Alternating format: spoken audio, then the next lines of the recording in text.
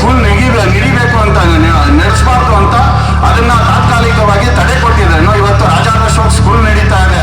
ಈ ತರದ್ದು ಸುಮಾರು ಈಗ ಇಲ್ಲಿ ಯಾವುದೋ ಒಂದು ಮರ ಒಂದಿತ್ತು, ಹುಣಸೆ ಮರ ತೆರವಾಯಿತು. ಅದ್ರ ಬಗ್ಗೆ ನಮ್ಮ ರೈತ ಸಂಘದವರು ಆಗಿರ್ಬೋದು ಮತ್ತೊಬ್ರು ಎಲ್ಲರೂ ಮನವಿ ಕೊಟ್ಟರು ಇಒ ಸಾಹೇಬರಿಗೆ, PDO ಅವರಿಗೆ.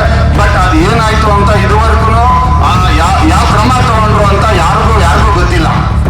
ಮೇಡಮ್ನವರೇ ನಮಸ್ತೆ. ಈಗ ಇಲ್ಲಿ ಕಸ ವಿಲೇವಾರಿಗೆ 23/10/2023 ಒಂದು ಸ್ವಸಹಾಯಕ ಸಂಘಕ್ಕೆ MOE ಕೊಡ್ತಾರೆ. MOE ಕೊಟ್ಟಾದ್ಮೇಲೆ ಅದಕ್ಕೆ ಪ್ರೋತ್ಸಾಹ ಮಾಡಕ್ಕೆ 6 ತಿಂಗಳು ಅಂತ ಸಭೆಯಲ್ಲಿ ಮಂಡನೆ ಆಗಿರುತ್ತೆ, ಚರ್ಚೆ ಆಗಿರುತ್ತೆ, ಸಭೆಯಲ್ಲಿ ಅನುಮೋದನೆ ಆಗಿರುತ್ತೆ.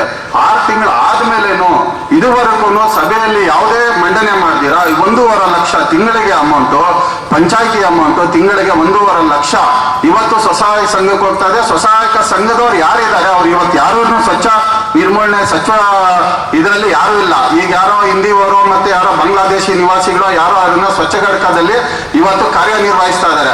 ಸ್ವಸಹಾಯಕ ಸಂಘದವರು, ನಮ್ಮ ಸ್ಥಳೀಯ ಸ್ವಸಹಾಯಕ ಸಂಘದವರು ಅದನ್ನ ನಿರ್ವಹಣೆ ಮಾಡಿ ಆರ್ಥಿಕವಾಗಿ ಸಬಲರಾಗ್ಲಿ ಅಂತ ನಾವು ಸ್ವಸಹಾಯಕ ಸಂಘಕ್ಕೆ ಅದನ್ನ ಕೊಟ್ಟಿದ್ದು, MOE ಕೊಟ್ಟಿದ್ದು. MOE ಆದ್ಮೇಲೆ 6 ತಿಂಗಳ ಕಾಲ ಅಷ್ಟೇ ನಾವು ಅದನ್ನ ಅವರಿಗೆ ಪ್ರೋತ್ಸಾಹ ಧನ ಅಂತ ತಿಂಗಳಿಗೆ 1.5 ಲಕ್ಷ ಕೊಡಕ್ಕೆ ನಾವು ಪಂಚಾಯತಿ ಸದಸ್ಯರು ಸಭೆಯಲ್ಲಿ ಅನುಮೋದನೆ ಮಾಡಿದ್ರು. ಆದ್ರೆ ಟಿಲ್ ಡೇಟ್ ಇವತ್ತಿ ತನಕ ಎಲ್ಲ ದಾಖಲೆಗಳಿದೆ. 1.5 ಲಕ್ಷ ತಿಂಗಳಿಗೆ ಅವ್ರು ಹೋಗ್ತಾ ಇದೆ, ಯಾರಿಗೂ ಹೋಗ್ತಾ ಇದೆ ಗೊತ್ತಿಲ್ಲ. ಅದು ಎರಡನೇದಾಗಿ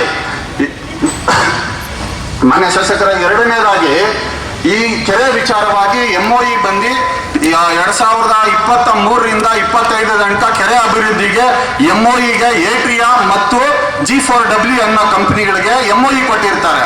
ಆದರೆ MOE ಕೊಟ್ಟ ಆದ್ಮೇಲೆನೂ ಕೂಡ ಪಂಚಾಯತಿ ವರ್ಗ 1ರಲ್ಲಿ ಸುಮಾರು 40 ಲಕ್ಷ ಬಿಲ್ಗಳು ಹರ್ಷಗೌಡ ಅನ್ನೋರಿಗೆ ಬಿಲ್ ಸಂದಾಯ ಆಗಿರುತ್ತೆ. MOE ಕೊಟ್ಟಾದ ಮೇಲೆ ಕೆರೆಗೆ MOE ಅಭಿವೃದ್ಧಿ ಮಾಡ್ತೀರಿ ಅಂತ ಕೆರೆಗೆ ಅಭಿವೃದ್ಧಿ ಮಾಡ್ತೀರಿ ಅಂತ MOE ತಗೊಂಡಿರ್ತಾರೆ, ಏಟ್ರಿಯಾ ಮತ್ತು 4GW ಅಂತ. ಆದ್ರೆ ಪಂಚಾಯತಿ ಬಿಲ್ಗಳಲ್ಲಿ ಸುಮಾರು 40 ಲಕ್ಷ ಬಿಲ್ಗಳಾಗಿದೆ. ಆ ಬಿಲ್ಗಳನ್ನ ಯಾರು ಮಾಡಿದಾರೋ ಗೊತ್ತಿಲ್ಲ, ಅದನ್ನ ವರ್ಗ 1ಕ್ಕೆ ಹೆಂಗ್ ಸೇರಿಸೋದೋ ಗೊತ್ತಿಲ್ಲ. ಮೂರನೇದಾಗಿ 2024-25 ಸಾಲಿನ ಕ್ರಿಯಾ ಯೋಜನೆ 29ನೇ ತಾರೀಕೆ ಮುಗ್ದೋಗಿರುತ್ತೆ. ಮೇಡಮ್ನವ್ರ ಇದೊಂದೇ ಒಂದು ಮನವಿ, 29/10/2024 ಈ ಕ್ರಿಯಾ ಯೋಜನೆ 2024-25ರ ಕ್ರಿಯಾ ಯೋಜನೆ ಮುಗ್ದೋಗಿರುತ್ತೆ. ಆದರೆ ಪಂಚಾಯಿತಿ ನಡವಳಿಕೆ ಪುಸ್ತಕದಲ್ಲಿ 12ನೇ ತಿಂಗಳು ಸುಮಾರು 2,30,00,000 ಕಾಮಗಾರಿ ಬರೆದಿರ್ತಾರೆ. ಯಾರು ಬರೆದ್ರೂ ಗೊತ್ತಿಲ್ಲ. ನಡವಳಿಕೆ ಬುಕ್ಕಲ್ಲಿ ಹೆಂಗ್ ಸೇರ್ತು ಗೊತ್ತಿಲ್ಲ. ಸಾಮಾನ್ಯ ಸಭೆ ಕರೆಯಲ್ಲ, ಸಾಮಾನ್ಯ ಸಭೆಯಲ್ಲಿ ಯಾವ್ದು ಚರ್ಚೆ ಆಗಲ್ಲ. ಸುಮಾರು ಸಾಮಾನ್ಯ ಸಭೆಗಳಲ್ಲಿ 7 ಜನ 8 ಜನ ಇದ್ರೆ, ಈಗ 16 ಜನ ಸದಸ್ಯರು ಇರೋದಿಲ್ಲಿ. 8 ಜನ ಸದಸ್ಯರುಗಳು ಇದ್ರೆ ಸಾಕು ಮೆಜಾರಿಟಿ ಅಂತ ಸಾಮಾನ್ಯ ಸಭೆಗಳು ಪಾಸ್ ಮಾಡ್ತಾರೆ. ಈ ತರದ್ದು ಸುಮಾರು ಹಗರಣಗಳು ಪಂಚಾಯಿತಿಯಲ್ಲಿ ಇದೆ, ಸದಸ್ಯರುಗಳು ಇದ್ದಾರೆ. ಈ ವಿಚಾರವಾಗಿ ಸದಸ್ಯರುಗಳ ಪರವಾಗಿ ನಾನು ಎಲ್ಲರಿಗೂ ಮನವಿನೂ ಕೊಡ್ತಾ ಇದ್ದೀನಿ. ಈ ತರದ್ದು ಸುಮಾರು ಈಗ ಇಲ್ಲಿ ಯಾವುದೋ ಒಂದು ಮರ ಒಂದಿತ್ತು, ಹುಣಸೆ ಮರ ತೆರವಾಯಿತು. ಅದ್ರ ಬಗ್ಗೆ ನಮ್ಮ ರೈತ ಸಂಘದವರು ಆಗಿರ್ಬೋದು ಮತ್ತೊಬ್ರು ಎಲ್ಲರೂ ಮನವಿ ಕೊಟ್ಟರು ಇಒ ಸಾಹೇಬರಿಗೆ, PDO ಅವರಿಗೆ. ಬಟ್ ಅದು ಏನಾಯ್ತು ಅಂತ ಇದುವರೆಗೂ ಯಾವ ಕ್ರಮ ತಗೊಂಡ್ರು ಅಂತ ಯಾರಿಗೂ ಗೊತ್ತಿಲ್ಲ. ಸ್ಕೂಲ್ ವಿಚಾರ, ಇಲ್ಲಿ ಯಾವುದೋ ಒಂದು ಸ್ಕೂಲ್ ಮಾನ್ಯ PDO ಅವರು ಯಾರೋ ಸ್ಕೂಲ್ನವರೇ ಬೋಗಸ್ ಸೈನ್ ಹಾಕಿದ್ದಾರೆ ಪ್ಲಾನ್ ಅಪ್ರೂವಲ್ಗೆ. BDAಗೆ ಹೋಗಿ ಪ್ಲಾನ್ ಅಪ್ರೂವಲ್ ಆಗಿ ಪಂಚಾಯತಿಗೆ ಬರ್ಬೇಕಾಗಿರೋ ಸುಮಾರು 30ರಿಂದ 40 ಲಕ್ಷ ಅಂದಾಜು ಮೊತ್ತ ತೆರಿಗೆಯನ್ನ ಇವತ್ತು ಸ್ಕೂಲ್ ಅವ್ರು ಕಡ್ಲಿಲ್ಲ. ಇವತ್ತು ಇಲ್ಲಿಗಲ್ ಆಗಿ ಸ್ಕೂಲ್ ನಡೀತಾ ಇದೆ. DDPI ಆಫೀಸರು ತಾತ್ಕಾಲಿಕವಾಗಿ ಸ್ಕೂಲ್ ನಿಡಿಬೇಕು ಅಂತ ನಡೆಸಬಾರ್ದು ಅಂತ ಅದನ್ನ ತಾತ್ಕಾಲಿಕವಾಗಿ ತಡೆ ಕೊಟ್ಟಿದ್ದಾರೆ. ಇವತ್ತು ರಾಜಾರೋಷವಾಗಿ ಸ್ಕೂಲ್ ನಡೀತಾ ಇದೆ. ಇಲ್ಲಿ ಪಾಪ ಸ್ಥಳೀಯ ರೈತರು ಏನ್ ಮಾಡ್ತಾ ಇದ್ದಾರೆ, ಸ್ಥಳೀಯವಾಗಿ ಇಲ್ಲಿ ದಿನ ಸಂಜೆ ಬೀದಿ ಬದಿ ವ್ಯಾಪಾರಿಗಳಾಗಿದ್ದಾರೆ.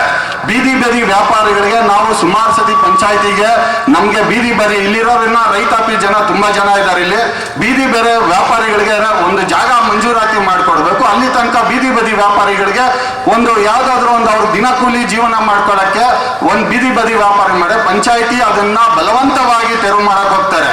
ಹೀಗಾಗಿ ಇಲ್ಲಿನ ಸಮಸ್ಯೆಗಳನ್ನ ದಯವಿಟ್ಟು ಆಲಿಸಿ ಎಲ್ಲರಿಗೂ ಈ ಸಮಸ್ಯೆಗೆ PDO ಅವ್ರಿಗಾಗಿರ್ಬೋದು, EO CO ಅವ್ರಿಗಾಗಿರ್ಬೋದು ಈ ಈ ಹಗರಣಗಳ ಪ್ರತಿ ವರದಿ ನಮ್ಮ ಬಳಿ ಇದೆ.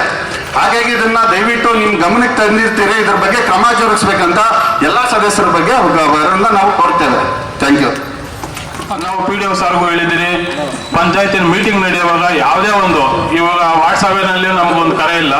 ಇವತ್ತು ಗ್ರಾಮ ಸಭೆ ನಿನ್ನೆ ಡೇಟಲ್ಲಿ 11ನೇ ತಾರೀಕು 5 ಗಂಟೆಗೆ ಬಂದು ಲೆಟರ್ ಕೊಟ್ಟಿದ್ದಾರೆ. ಈ ತರ ಯಾವುದೇ ಒಂದು ನಮ್ಮ ಪರಿಗಣನೆ ಕೊಡ್ದಿರ ಏಕಾಏಕಿ ಮಾಡ್ತಾ ಇರ್ತಾರೆ. ಕಾಯಿಸಣ್ಣನಹಳ್ಳಿ ರಸ್ತೆಗಳಿಲ್ಲ, ಕ್ಲೀನ್ ಏನಿಲ್ಲ, ನೀರು 4 ತಿಂಗಳಿಂದ ನೀರಿಲ್ಲ. ಏನಾದ್ರು ಕೇಳಿದ್ರೆ ಸರ್ ಒಂದು ನಿಮಿಷ, ಏನಾದ್ರು ಕೇಳಿದ್ರೆ ಜಲಜೀವನ್ ಮೇಲೆ ಹಾಕ್ತಾರೆ. ಹೌದು, ನೀರು ಕೊಡ್ರಿ, ನಮ್ಗೆ ನೀರಿಲ್ಲ. ನಾವು ಕೇಳ್ತಾ ಇರೋದು ಕ್ಲೀನು, ನೀರು ಮತ್ತು ನಮ್ಗೆ ಸಂಚಾರಕ್ಕೆ ಕ್ಲೀನ್ ಆಗಿರ್ಬೇಕು ಅಂತ. ಕಾಯಿಸಣ್ಣನಹಳ್ಳಿ ರೋಡಿಂದ, ಮೇನ್ ರೋಡಿಂದ ಊರೊಳಗಡೆ ಬರ್ಬೇಕಾದ್ರೆ ಸಣ್ಣದು ರೋಡೇ ಸಣ್ಣದು. ಅಲ್ಲಿ ಆಕ್ಸಿಡೆಂಟು ಮತ್ತೊಂದು ಯಾರು ಗಾಡಿಗಳು ಜಾಸ್ತಿ ಆಗಿದೆ, ಎಲ್ಲಾ ಗಾಡಿಗಳು ಜಾಸ್ತಿ ಆಗಿರೋದ್ರಿಂದ ಓಡಾಡಕ ಇದಿಲ್ಲ. ನಮಗೂ ಅಲ್ಲಿ ಕೇಳ್ಕೊಂತಾನೆ ಇದ್ದೀರಿ ಸರ್, ನೆನ್ನೆ ವಾಟ್ಸಪ್ಪಲ್ಲಿ ಕೂಡ ಮಾತಾಡೋ ಕೂಡ ಕೇಳಿದ್ರಿ, ಮನವಿ ಬರ್ಕೊಂತಾರೆ. 4 ವರ್ಷದಿಂದ ನಮ್ಮ ಕಾಯಿಸಣ್ಣನಹಳ್ಳಿ ಅಂಗನವಾಡಿ ಒಂದು ನೀರು ಪ್ರತಿ ಸಭೆನಲ್ಲಿ ಹೇಳ್ತಾರೆ, ಅಂಗನವಾಡಿ ಒಂದು ಕಟ್ಕೊಡಕ್ಕಾಗಿಲ್ಲ.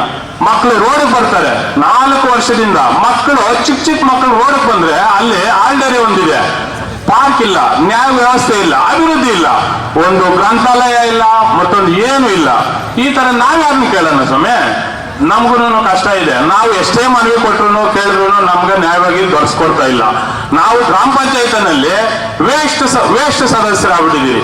ಏನೇ ಒಂದು ಪರಿಗಣನೆ ತಗೊಂಡಿರಾ, ಏನೊಂದು ಮಾಡ್ದಿರಾ. ಇವತ್ತು ಶ್ರೀಶಕ್ತಿ ಸೊಸೈಟ ಒಂದು ಕಸದ ಘಟಕನ್ನ ಕೊಟ್ಟಿದ್ದಾರೆ ಅಂದ್ರೆ ನಮಗೂ ಒಂದು ಏನು ಇಲ್ಲ, ಅಲ್ಲಿ ಕ್ಲೀನೆಸ್ ಇಲ್ಲ, ಸೊಳ್ಳೆನೂ ಜಾಸ್ತಿ ಇದೆ. ಔಷಧಿ ಹೊಡೆದು 8 ತಿಂಗಳಾಗಿದೆ, ಔಷಧಿ ಒಂದು ಹೊಡೆದು 8 ತಿಂಗಳಾಗಿದೆ. ಬರೀ ಸರ್ವೆ ಮಾಡೋಣ, ಇಒ ಸಾಹೇಬ್ರು ಕೊಡ್ಬೇಕು, ನಾವು ಇಒ ಸಾಹೇಬ್ರ ಹತ್ರನೇ ಮಾಡಬೇಕು, ಹಾಗೂ PDO ಸಾಹೇಬ್ರ ಹತ್ರನೇ ಮಾಡಬೇಕು. ಸರ್ವೆ ಮಾಡೋಣ, ಕ್ಲೀನೆಸ್ ಹೇಗಿದೆ, ಯಾವ ರೀತಿ ಇದೆ. ಒಂದು ಕಸದ ಗಾಡಿ ಬರ್ಬೇಕಂದ್ರೂ ಇಲ್ಲ, ಒಂದು ಕಸದ ಗಾಡಿ ನ್ಯಾಯವಾಗಿ ಬರಲ್ಲ, ಏನೂ ಇಲ್ಲ.